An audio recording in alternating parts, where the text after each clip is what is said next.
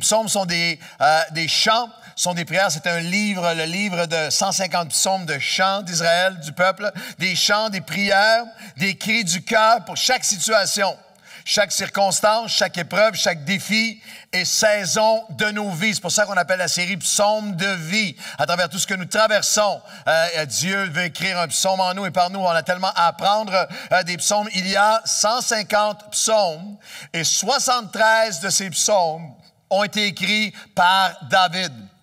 David a écrit 73 des psaumes et David, le roi d'Israël, David était un guerrier.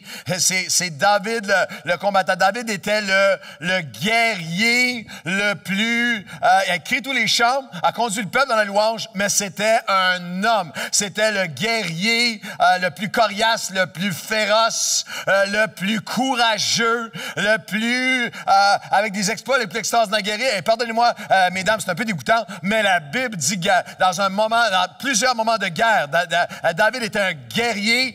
Il y a un moment où il a littéralement abattu un géant. C'est pas contenté de l'abattre avec pierre et ses frondes, mais la Bible nous dit qu'il y a un guerrier. Il s'est approché avec son épée et a coupé la tête du géant et s'est en allé vers le peuple qui était caché derrière les rochers avec la tête sanguignolante, la sanguignolante du géant. Allez, Israël au combat!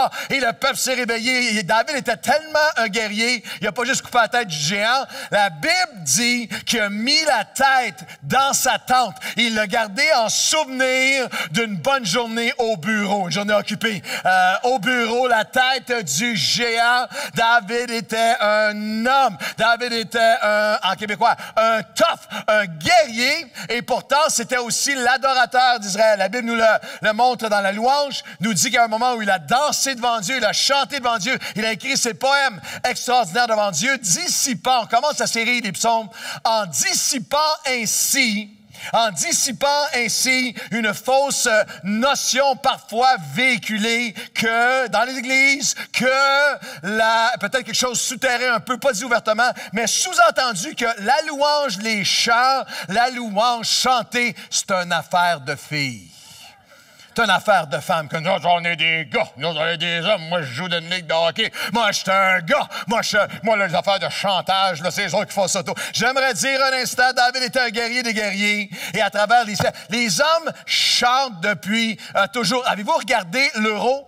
Avez-vous vu l'Euro? Avez-vous vu? Il y a les spectateurs en ce moment. C'est sûr qu'il y a l'Islande, c'est comme une histoire hallucinante. Mais j'ai regardé un reportage qui disait ils ont des chants d'encouragement pour leur équipe. Ça commence 2 heures avant la game. Pendant 2 heures dans les estrades avant et le match. Et après le match, chantant leur cantique, leur chant de victoire, de sport, de guerre. J'étais il y a quelques semaines, à une conférence d'hommes. J'ai fait une conférence d'hommes pour l'église Times Square Church à New York. Et lors de la dernière réunion, ils présentaient leur comité des hommes. Le comité, ça, c'est le président du ministère des Hommes, ça, c'est le secrétaire, c'est celui qui s'occupe des œuvres humanitaires, c'est différents comités des hommes. Et pendant que les gars étaient en avant, chantaient Louer le Seigneur ensemble, et pendant qu'ils parlaient, le pasteur Carter me donnait un petit peu l'arrière-scène de qui, lui, il est, son témoignage de lui. Il me dit, lui, le premier, c'est un détective en ce moment, anti-gang, anti-mafia, à New York, Harlem, Brooklyn, c'est une espèce d'armoire à glace à côté de lui.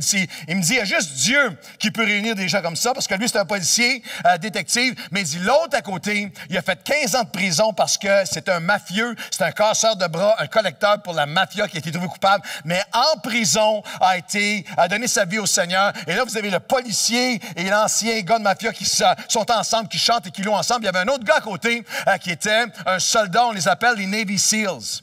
C'est des plus tough, un gars tout en muscle, il y avait pas de cou. La tête était vissée dans ses épaules, ça descendait comme ça. Juste et avec une petite larme, la petite lèvre qui tremblait parce qu'il chantait des louanges, avec à côté de lui son sergent, celui qui l'avait formé et qui l'avait amené au Seigneur, qui est un chrétien, qui l'avait conduit au Seigneur sur le champ de bataille en Irak.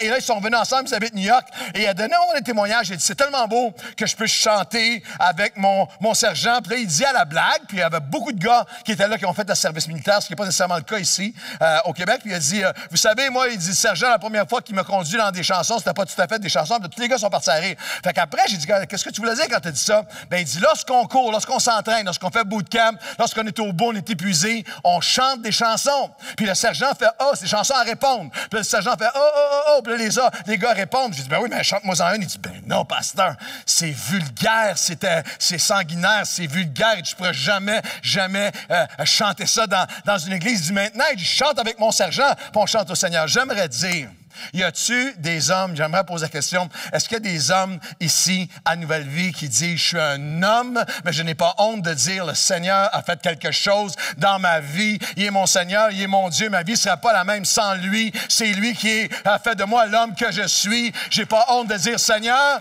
à quel autre irions-nous qu'à toi? Je suis un homme et je suis fier de dire, c'est lui qui a les paroles de la vie éternelle. Je n'aurais pas la vie que j'ai ici et éternelle sans lui. Est-ce qu'il y a des hommes qui peuvent applaudir et dire, Seigneur, c'est mon témoignage, c'est mon histoire? Alors, les musiciens sont encore là. Je ne les ai pas oubliés. Je vais demander à tous les hommes de se lever, tous les hommes de Dieu, tous les David. Levez-vous, les gars. On va chanter ensemble. Tous ceux qui sont, celles qui sont assis, voulez-vous applaudir les hommes de Dieu de l'Église Nouvelle Vie? On va chanter la chorale des hommes courageux, la chorale des gars qui disent, nous autres, on chante pour le Seigneur. Seigneur, à quel autre? Seigneur, à quel autre? C'est moi vous entendre, les gars? Oh, irions-nous qu'à toi? C'est toi qui as les paroles de la vie éternelle. Oh, tu as les paroles de la vie éternelle. Nous avons cru. Allez les hommes, je vais vous entendre. Nous avons connu.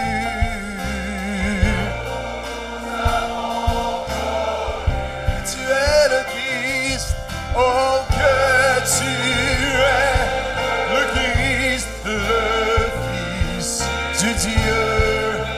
Toutes les femmes se lèvent, on se lève ensemble, on chante ensemble, toute l'Église. Seigneur, à quel autre? À quel autre irions-nous qu'à toi? Oh, tu as les paroles de la... Oh, nous avons cru, nous avons cru.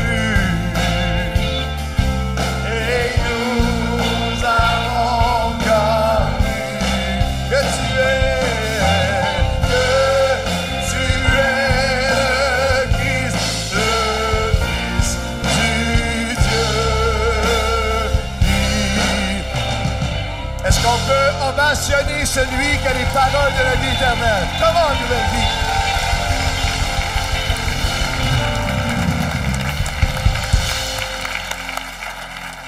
Vous pouvez prendre place en sa présence.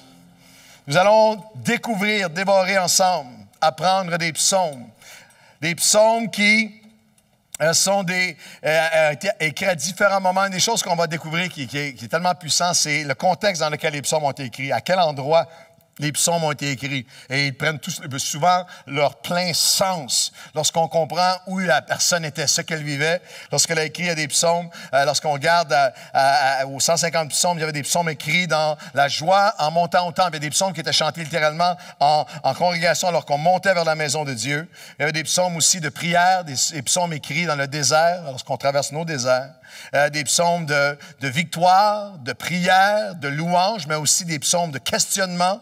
Des psaumes d'introspection, des psaumes de peine, des psaumes d'espoir, des psaumes pour la famille, pour les enfants, des psaumes pour chacun de nos vies. Des psaumes, les historiens nous disent que les psaumes étaient parfois chantés en musique, des chansons, littéralement des chants, mais que les psaumes étaient aussi parfois lus, étaient dits avec une musique à l'arrière et même répétés par le peuple s'engageant envers ce qui était dit. Ça, en fait, les psaumes étaient les ancêtres de ce qu'on appelle aujourd'hui le slam, l'art poétique de faire des discours poétiques ou de même faire des pièces poétiques. Et un de nos slamistes qu'on aime beaucoup, c'est Emmanuel Hippolyte, qui est pasteur, il est un slamiste, un artiste chrétien, mais c'est aussi un pasteur. Il est pasteur, il a gradué avec nous à l'ITF, il est pasteur à l'église du Sommeur. Et imaginez qu'il y a quelques semaines, en face de l'église du Sommeur à la Prairie, qui est une belle église à la Prairie, une église amie, avec qui nous collaborons prochement, une église ACF. Et l'église du Sommeur est en face depuis 6 mois, a vu se bâtir devant elle un immense Super C. Un immense Super C. Et à la surprise générale, il y a quelques semaines, c'était l'inauguration de tous les employés qui sont des centaines d'employés avec le président du Super C Canada qui était là. Et le pasteur Emmanuel Hippolyte de La Prairie a reçu une invitation. On aimerait avoir un révérend, un pasteur pour venir bénir le Super C à l'ouverture du Super C. À pas applaudir aussi au Québec.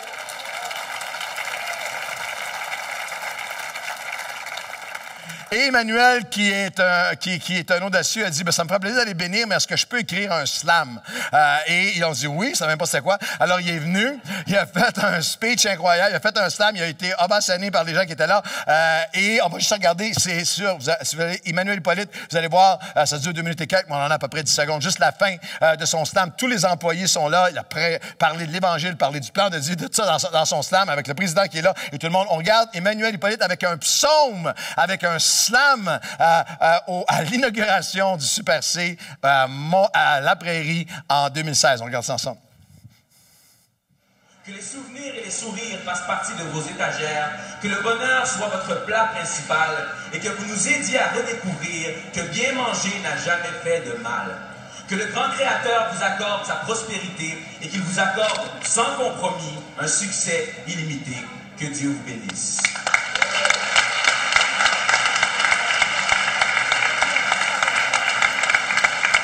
Merci beaucoup, pasteur Emmanuel. Le président a demandé à Emmanuel, à pasteur Emmanuel, le texte du slam et dans les jours qui ont suivi, il a été envoyé par courriel à tous les employés du Super C. Alors, c'est un psaume, c'est un slam, une expression de Dieu dans la vie de tous les jours. Les psaumes ont été écrits à différents moments.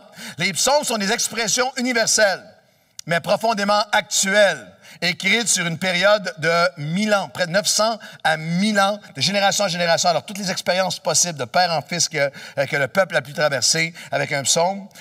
Les théologiens nous disent que le psaume le plus ancien est probablement le psaume 90 qui a été écrit par Moïse, une réflexion sur la fragilité de l'homme comparé à l'éternité de Dieu, et que le dernier psaume compilé serait le psaume 137, un chant qui parle, parce qu'on a des références précises, un chant qui parle de la captivité sous les Babyloniens qui a pris place de 586 à 538 avant Jésus-Christ. Les psaumes ont été écrits par plusieurs auteurs. On va étudier sur les psaumes à chaque semaine pendant l'été. Bien sûr, par David, par Moïse, mais aussi Salomon, Asaph, qui était un chef de l'adoration, qui a écrit des psaumes très poignants, les fils de Corée. Certains psaumes, c'est intéressant, certains psaumes sont tellement personnels, tellement bouleversants, et ils sont anonymes. Il y a des psaumes où vous avez un cœur à vif qui crie vers Dieu, et c'est comme si les auteurs disent, c'est ça que j'ai vécu, mais je ne veux pas signer mon nom, je ne veux pas qu'on sache que c'est moi qui ai dit ça à Dieu. Et les psaumes nous rappellent que Dieu n'a pas peur de nos cœurs, qu'on peut être vrai, que Dieu veut qu'on soit vrai devant Dieu. Il y a des psaumes, il y a des choses qui sont là, ce n'est pas des enseignements bibliques, c'est quelqu'un qui crie, c'est quelqu'un qui a souffert, c'est quelqu'un qui a des questions, c'est quelqu'un qui... Et les psaumes rappellent à chaque personne ici qu'au-delà des prières formatées et bien ficelées avec le petit ruban, Dieu veut qu'on parle cœur à cœur. Le psalmiste dit, « J'ai répandu mon cœur devant l'Éternel et il m'a entendu et il m'a délivré de toutes mes frayeurs. » Tu peux, dites à quelqu'un près de vous, sincèrement, tu peux être vrai avec Dieu. Dites ça à quelqu'un près de vous. Peut être vrai avec Dieu. Les psaumes ont été écrits. Les psaumes parlent de tous les sujets possibles. Vous allez le découvrir ensemble. Vous allez dire, je n'imaginais même pas que c'était aussi près de nous vivons. Bien sûr, des psaumes qui parlent de prière, de louange, de notre vie spirituelle, mais aussi de qui Dieu est. Dans les psaumes, on apprend et on redécouvre ou découvre à approfondir le caractère de Dieu, ses attributs. Notre réponse en tant qu'être humain, comment guérir, des psaumes qui parlent de comment guérir, de nos colères, de nos peines, de nos doutes, parlent de l'importance des relations de l'unité. Il y a des psaumes sur la famille, il y a des psaumes pour les pères, il y a des psaumes pour les enfants, il y a des psaumes pour nous envers nos parents, pour un mariage, il y a des psaumes pour notre couple. Il y a des psaumes qui nous enseignent comment traverser les crises dans notre foi, dans nos familles, dans notre relation avec nous-mêmes ou d'autres. Les psaumes sont à la fois une fenêtre, un miroir et une lampe. Les psaumes sont une fenêtre. On voit, c'est comme si on voit dans l'âme de ceux qui les ont écrits. On voit ce qu'ils traversaient vraiment. On a comme un regard sur ce qu'ils ont vraiment vécu au-delà des masques. Et les psaumes sont aussi un miroir. On s'y voit nous-mêmes. On s'y découvre nous-mêmes. On se reconnaît dans leurs cris, dans leurs psaumes, dans ce qu'ils ont écrit et vécu et ressenti devant Dieu. Les psaumes sont une fenêtre, un miroir et ils sont une lampe. Les 150 psaumes ont un thème, et ce matin, on va regarder au psaume 1, qui est le psaume d'ouverture, le psaume d'introduction. Et les psaumes ont comme thème de voici comment, voici le chemin pour bâtir vos vies, enrichir nos vies, bâtir nos vies, ennoblir nos vies, enrichir, fortifier nos vies, donner de la substance à nos vies devant Dieu. Et trouver le sens profond et vrai, retrouver si on l'a perdu, de la vie et comment le communiquer. Et la communiquer à nos enfants, le communiquer aux gens autour de nous et même à notre peuple, aux gens qui nous entourent. Ce matin, on va regarder au psaume 1. C'est la porte d'entrée, c'est l'introduction qui met la table pour tous les psaumes. Et le psaume 1, pour la majorité des théologiens, a été écrit par David ou Ezra, mais la plupart pensent que c'est David. David a écrit à tous les moments de sa vie. On va regarder à plusieurs de ses psaumes pendant cette série. Il a écrit des psaumes à tous les moments de sa vie. On peut suivre la chronologie ensemble de sa vie. David a écrit des psaumes que vous auriez écrits. Il a écrit des psaumes alors qu'il était adolescent et qu'il était dans une relation, dans une famille qui le négligeait, dans une famille qui était dysfonctionnelle et où il était abandonné et déchiré. Il a écrit des psaumes avec ses aspirations devant Dieu, ses rêves de s'en sortir, mais aussi avec ses questions et ses déceptions. Il a écrit des psaumes de victoire. Voici, le géant est abattu. Mais il a aussi écrit des psaumes de pourquoi, de comment. Il a écrit des psaumes de célébration. Il y a une chose que David savait faire. Homme de guerre, stratège militaire, administrateur hallucinant, leader d'une nation entière, chef de la nation. Mais David savait se réjouir devant Dieu. David savait danser devant Dieu. Il y a un moment où il a dansé. Puis il y a même la reine qui a dit, tu es un homme comme toi qui dit, hey, moi je danse devant Dieu. David était un adorateur. David a écrit des psaumes de célébration devant Dieu. Rendant toute la gloire à Dieu pour ce que Dieu avait fait dans sa vie. Et David a écrit des psaumes de joie intense. Et il a écrit des psaumes où il a mouillé les marches du temple de ses larmes.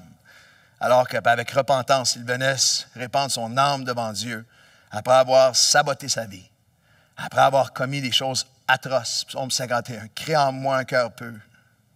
Ô mon Dieu, renouvelle en moi un esprit bien disposé. » Des psaumes de repentance. Il a pleuré sur ses propres échecs. Il s'est réjoui de comment Dieu l'a relevé. Il a écrit des psaumes. David a écrit des psaumes où il pleure la rébellion de son fils contre lui. Absalom. Absalom devant Dieu. Mais David, du premier au dernier psaume, à partir du psaume 146, il y avait des psaumes où il était à la fin de sa vie, puis il reflète sur toute sa vie. David a écrit des psaumes qui rappellent à chacun d'entre nous, et ça commence comme ça, on va regarder dans un instant. Quel que soit ce que j'ai traversé, Dieu a été là, et mon Dieu est celui qui renverse toute situation, renverse toute tempête en témoignage, renverse toute épreuve en expérience, où Dieu se révèle à moi encore plus, et où je grandis en lui, et que ceux qui ont écrit un psaume comme ça et qui vont en écrire d'autres, disent amen et applaudissent la fidélité de votre Dieu. Nous allons regarder donc au psaume 1, qui est littéralement un psaume qu'on pourrait intituler « La poursuite du bonheur ».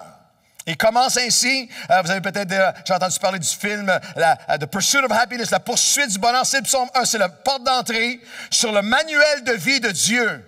Pour une vie qui est épanouie, qui a de la substance, qui est heureuse, qui est réussie. Et le psaume 1, nous allons le lire ensemble, commence avec ces mots. « Heureux l'homme qui ne marche pas selon le conseil des méchants, qui ne s'arrête pas sur la voie des pécheurs, qui ne s'assied pas en compagnie des moqueurs, mais qui trouve son plaisir dans la loi de l'Éternel. Il la médite jour et nuit. Il est comme un arbre planté près d'un courant d'eau, qui donne son fruit dans chaque saison, et dont le feuillage ne se flétrit point. Tout ce qui lui fait réussir. Si vous faites un exégèse mot à mot de cette phrase, Et plusieurs traductions traduisent de cette façon. Vous pourriez y lire « Quel que soit ce qu'il traverse, Dieu le transforme en réussite ». Et dans le Nouveau Testament, il dira « Toute chose concourt au bien de ceux qui aiment Dieu ». Dieu est capable de transformer. Ce n'est pas que David n'avait pas eu d'échec, ou il a juste été de succès en succès en succès dans chaque sphère de sa vie. Mais quel que soit ce qu'il traverse, Dieu est capable. C'est le message qu'il faut qu'il pénètre ton cœur ce matin. Quel que soit ce que tu traverses, Dieu est capable de le transformer en succès. Le croyant traverse toute chose et il en sort avec un chant, avec un témoignage, avec une histoire, avec un exploit à raconter à la gloire de Dieu. Tout ce qu'il fait lui réussit. Il n'en est pas ainsi des méchants. Ils sont comme la paille qui se dissipe par le vent, que le vent dissipe, qui s'envole au vent. C'est pourquoi les méchants ne résistent pas au jour du jugement. Chaque être humain va se présenter devant Dieu pour rendre compte de sa vie. Ni les pécheurs dans l'assemblée des justes, car l'Éternel connaît la voie des justes et la voie des pécheurs mène à la ruine. Il y a 3 choses que l'auteur fait en commençant cette série sur le psaume de vie, en ouvrant cet extraordinaire, ce coffre à trésor des psaumes. Le contraste saisissant de ce psaume commence avec un contraste, puis une confrontation sincère de ce psaume de vie, et le choix et le chemin du succès de ce psaume de vie. La poursuite du succès, là. Il commence en disant « Heureux l'homme qui ». Le mot « heureux », béni, achat, veut dire celui qui a du succès, celui qui a réussi, celui qui est épanoui. Épanoui est l'homme qui accompli est l'homme ou la femme qui satisfait est l'homme ou la femme qui. Le psaume commence en déclarant quelque chose qui a besoin d'être dit encore en 2016. Le psalmiste commence en disant « Il est possible d'être heureux ». C'est le plan de Dieu pour chacun de ses enfants de marcher dans un bonheur, dans une paix, dans un épanouissement. Je ne parle pas d'un heureux gaga qui est complètement dissocié de la vie. Il pleut sur nous comme il pleut sur d'autres. Le chrétien n'est pas devenu lobotomisé et qui ne ressent rien. Le chrétien traverse épreuve aussi. Mais Dieu dit il y a un bonheur, il y a une joie, il y a un épanouissement, il y a une satisfaction. C'est comme si l'Esprit de Dieu avait besoin de le rappeler. Il est non seulement possible, mais le plan de Dieu pour chaque croyant de marcher dans cette mesure-là. Cette mesure de bonheur, littéralement. Le psalmiste dit le bonheur, littéralement, le bonheur est possible. Dans le cheminement de nos vies, on traverse tous à peu près ce cheminement. À part peut-être certains qui ont vraiment eu une enfance où dès les plus lointains souvenirs, vous avez des traumatismes ou tout ça. Même certains d'entre nous qui avons vraiment grandi de façon avec toutes sortes de difficultés autour de nous, il y a comme dans l'être humain, on grandit en tout cas, beaucoup d'entre nous avons pensé, on grandissait en pensant que le bonheur était naturel. C'était normal. Je vais être heureux un jour. Ou que le bonheur était dans la prochaine étape. C'est dur en ce moment, je suis un enfant, mais je vais être un ado. C'est dur au primaire, mais ça va aller mieux. Je vais être au secondaire. C'est dur en ce moment, mais je vais faire mes études. C'est dur aux études, mais je vais faire ma carrière. Je suis célibataire, mais juste le fait d'être marié va m'apporter le bonheur garanti. Que tous les gens mariés disent « aïe aïe ». Toujours, dans la prochaine étape, c'est lorsque je vais avoir des enfants, bonheur garanti. Ça se réveille aux 4 heures, ça, ces petites débites-là. Et non, un bonheur garanti lorsque j'aurai des petits-enfants, lorsque j'aurai ma retraite, lorsque j'aurai atteint ma carrière, lorsque on pense la majorité des êtres humains pensent cette pensée que le bonheur naturel, il est probablement automatique, ça en vient dans la prochaine étape. Mais graduellement, au fil des mois, des années, des décennies, il y a plusieurs, dans cette nation du Québec, à travers le monde, cette nation du Québec avec le plus haut taux de suicide adolescent au monde et un des plus hauts taux de suicide adulte au monde. Il y a des gens qui vivent à chaque jour. Et c'est juste statistique. Il y a des gens qui sont assis dans cette salle ce matin et des dizaines de milliers qui vont écouter ce message, qui ont ce sentiment, ne diront pas à voix haute, mais marchent avec ce mensonge imprimé sur leur cœur, le bonheur n'est pas pour moi. Il est inatteignable. Un de nos amis, un des piliers ici à Nouvelle Vie, je n'aimerais pas son nom, était cette semaine assis ici en première rangée à la première réunion. Et cette semaine, parlait avec son voisin, qu'il connaît depuis longtemps. Il parlait avec lui dans l'après-midi, échangeait sur différentes choses. Et puis après, à la fin de la conversation, Baba, on se voit demain. Et puis le monsieur est parti littéralement, puis est allé s'enlever la vie dans sa maison cette semaine. Il est allé se pendre dans sa maison. Il est arrivé à ce moment de mensonge absolu, ce moment de désespoir absolu, ce moment de résignation, de dire, bien, Le bonheur n'est pas pour moi, il est rendu inatteignable pour moi. Pour d'autres et pour des chrétiens aussi, souvent, on peut arriver à un état où on pense qu'on en vient à vivre comme si le bonheur est une espèce de, je dirais de cette façon, le bonheur est un clignotant défectueux. Il vient des fois, mais je ne sais pas, je ne suis pas trop sûr, ça va durer pas longtemps. Oh, il est là, non, il n'est pas là. Dieu dit, j'ai une autre vie, j'ai un autre niveau de vie pour vous. J'ai un autre niveau de paix, d'apaisement, de solidité, de racine, de sens à la vie. Heureux est l'homme qui, voulez-vous savoir comment? Heureux est l'homme qui. Le psalmiste commence en faisant un contraste saisissant. Dans ce psaume. Il fait un contraste. Il nous parle de la poursuite du bonheur avec un contraste. Le psalmiste enseigne que le bonheur est possible. C'est le plein, le désir de Dieu pour chaque croyant.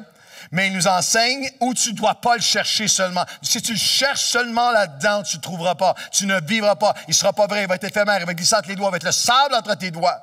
La parole de Dieu enseigne. C'est pour ça qu'il dit, heureux l'homme qui ne marche pas dans. Heureux l'homme qui sait où tu marches pour trouver le bonheur et où tu marches pour ne pas, où tu es sûr que tu ne le trouveras pas.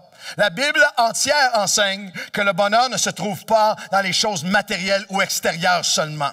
Tu peux, et partout autour de nous, on a des gens qui réussissent financièrement, qui ont tout ce que l'extérieur peut offrir, et qui sont vides à l'intérieur. La Bible enseigne que le bonheur n'est pas dans le matériel ou l'extérieur seulement, il est intérieur. Le bonheur ne se trouve pas dans le circonstanciel. Si je peux juste arriver à un moment où toutes les circonstances de ma vie sont parfaites, là, je serai heureux à ce moment-là. Non, Dieu dit non, c'est pas dans le circonstanciel, c'est pas dans le latéral seulement. Le bonheur est dans le vertical, dans ce que tu vis avec Dieu à travers tout ce que tu traverses. Quelqu'un devrait dire oui. Le bonheur, la Bible nous dit, le bonheur ne se trouve pas dans le professionnel ou le vocationnel seulement. Il y a du bonheur là-dedans, de l'accomplissement. Je fais quelque chose. J'avais travaillé, j'ai des gens qui sont ici, votre travail, je voulais réussir. Mais vous savez ce que la Bible enseigne est vrai, que tu ne peux pas chercher ton accomplissement, ton identité, ton bonheur là-dedans, dans un temps. Quelle que soit la stimulation que tu as au travail, c'est pas là-dedans seulement.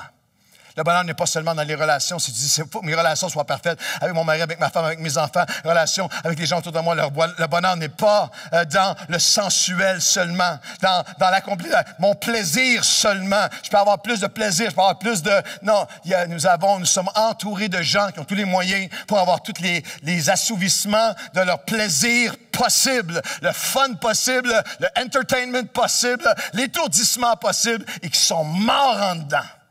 Et le psalmiste enseigne que le bonheur n'est certainement pas et surtout pas dans le superficiel. Il fait une comparaison. Il commence avec un contraste. Il dit, tu dois choisir. Le contraste dans le texte que nous avons lu. Il y a celui qui ne marche pas selon. Il n'en est pas ainsi de. Il y a la voie des pécheurs et la loi de l'Éternel. Et le contraste est vraiment avec une image extraordinaire. Un contraste entre un arbre planté près d'un courant d'eau et la paille que le vent emporte. Il enseigne qu'il y a une voie, il y a un mode de vie, il y a une poursuite du bonheur qui conduit à la productivité, à la paix, à l'épanouissement, la sécurité, le succès avec des racines. Il y a une voie qui conduit de l'autre côté au vide, aux pertes, à la souffrance, au gaspillage de vie et ultimement au jugement devant Dieu.